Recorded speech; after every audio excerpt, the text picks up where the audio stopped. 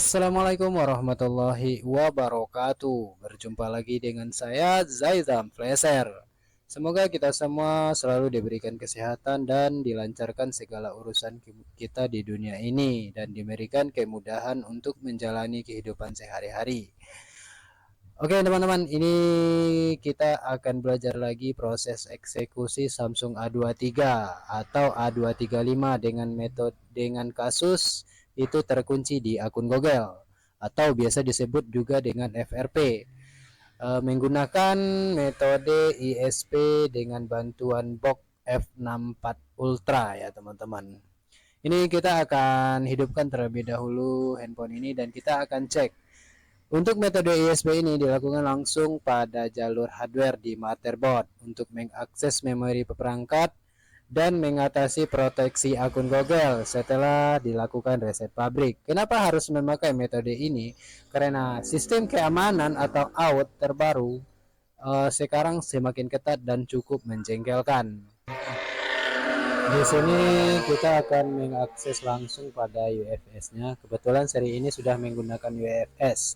Untuk proses agar minimalisir kerusakan, kita coba dulu dengan menggunakan metode ISP.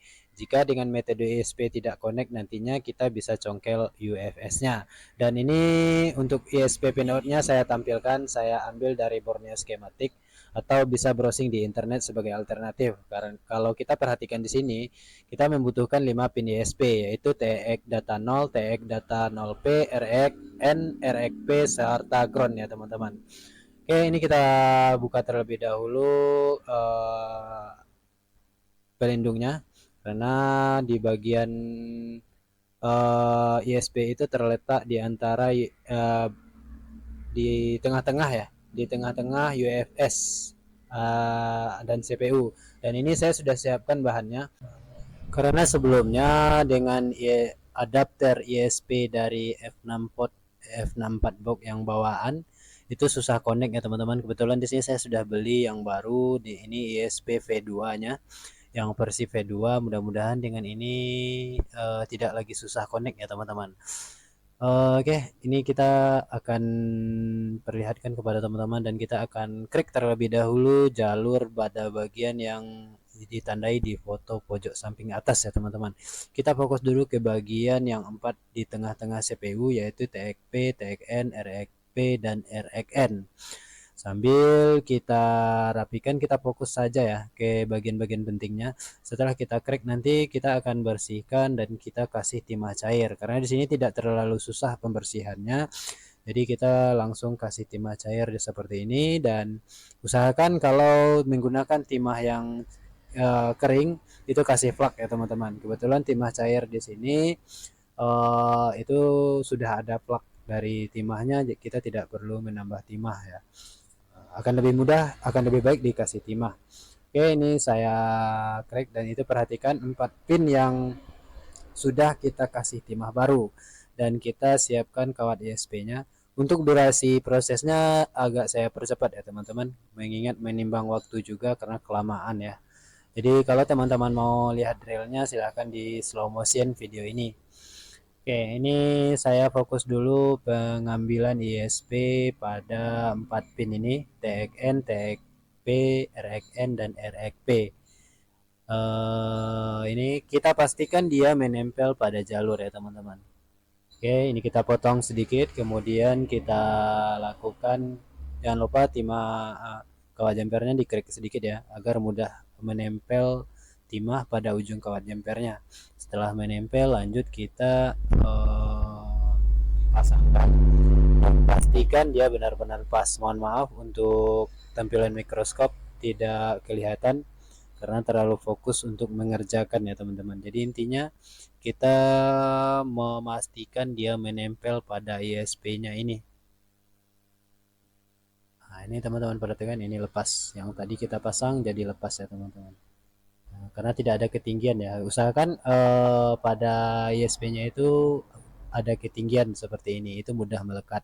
Kalau kita perhatikan tadi saya tidak melebihkan atau tidak melebihkan timahnya sehingga saat pemasangan ini tadi lepas lagi. Oke, ini sudah dua ISP yang kita hubungkan ke boardnya. Masih ada 2 ISP lagi.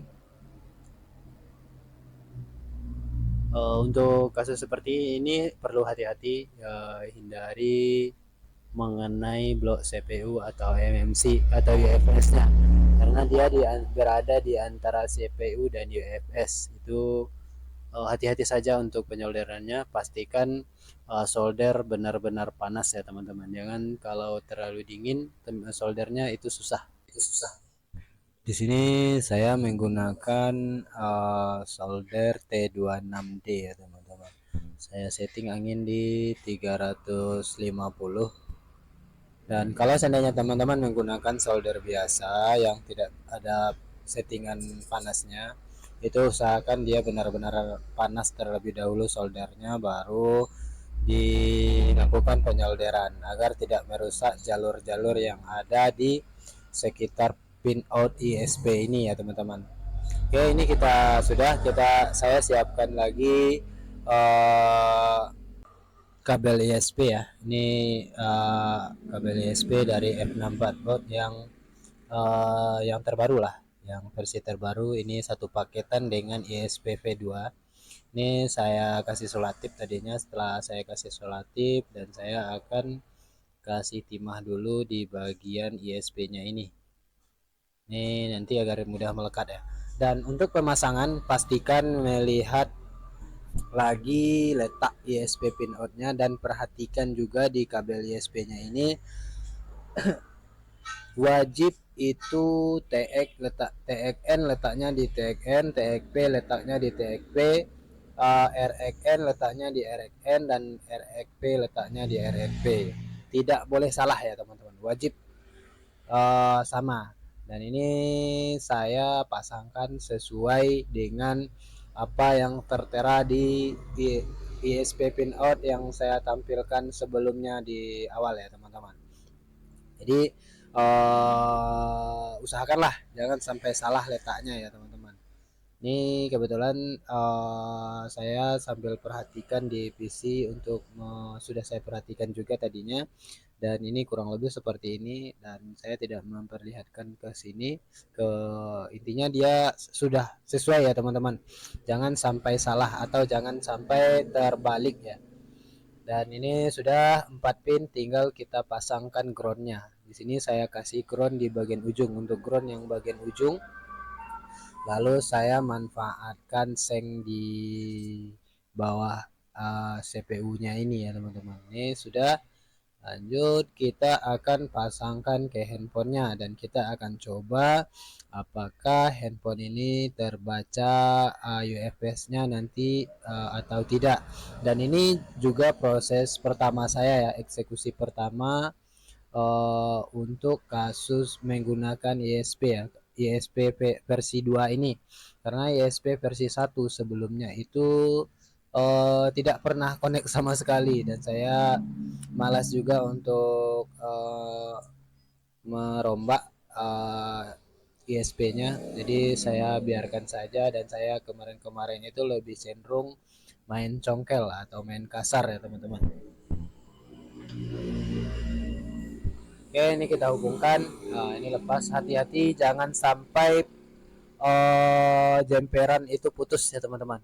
Ini usahakan tidak tertarik dan dia tidak lepas. Ini saya masuk ke tampilan PC, dan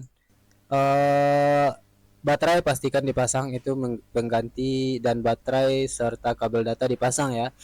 Itu pengganti PCC dan PCC key. Ini kita jalankan F64 box. Kita lihat hasilnya. Untuk settingan pada F64 box ini teman-teman perhatikan di sini ya.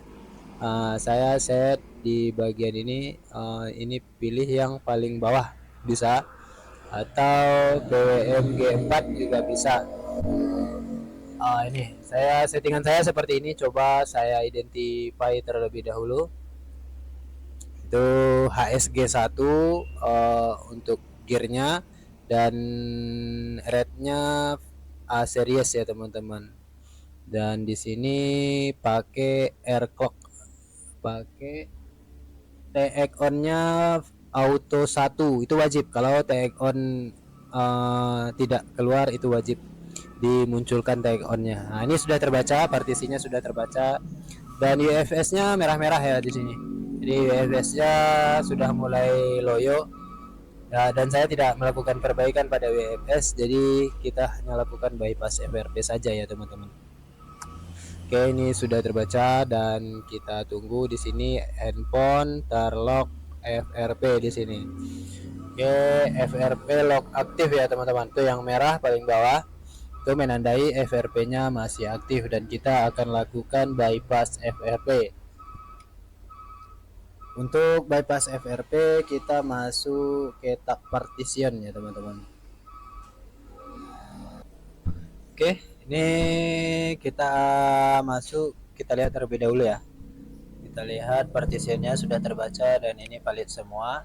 Lanjut kita masuk ke partitioning dan kita klik di bagian FRP, ada keterangan seperti ini, klik yes. Dan prosesnya itu sangat cepat dan sangat mudah sekali ya teman-teman di sini. Hanya saja resikonya itu ada mati total dan kita diwajibkan ISP. Dengan metode ISP ini kadang susah connect ya teman-teman. Jadi untuk settingan parameter connectionnya itu teman-teman bisa samakan dengan settingan yang saya buatkan di sini.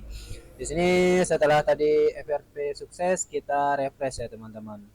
Setelah kita refresh dan di sini keterangan FRP non aktif dan FRP-nya lognya juga non aktif dan kasus kita down ya teman-teman. Oke, dan ini sudah done dan kita akan lepaskan ISP-nya dan kita lepaskan kabel ISP, kawat jumpernya ya teman-teman, dan kita coba hidupkan. Mudah-mudahan nanti dengan cara ini sudah connect ya, sudah detect ya. Jadi alhamdulillah, dan dengan bantuan ISP V2 ini itu sangat membantu lah bagi saya ya. Karena sebelumnya saya menggunakan ISP versi 1 itu susah sekali koneknya dan saya juga bingung akhirnya. Kalau dimodifikasi adapternya itu takutnya nanti rusak ya teman-teman. Saya malas untuk melakukan modifikasi, jadi saya biarkan saja secara manual dan alhamdulillah ini sudah ada updatean adapter versi 2 nya dan sudah down juga ya, satu handphone down dengan versi adapter 12. Ini saya pasangkan dan lepaskan, jangan lupa ya lepaskan ISP-nya, kabel ISP dan lepaskan dan kita coba hidupkan. Di sini saya bantu dengan charger. Alhamdulillah muncul logo petir ya di sini.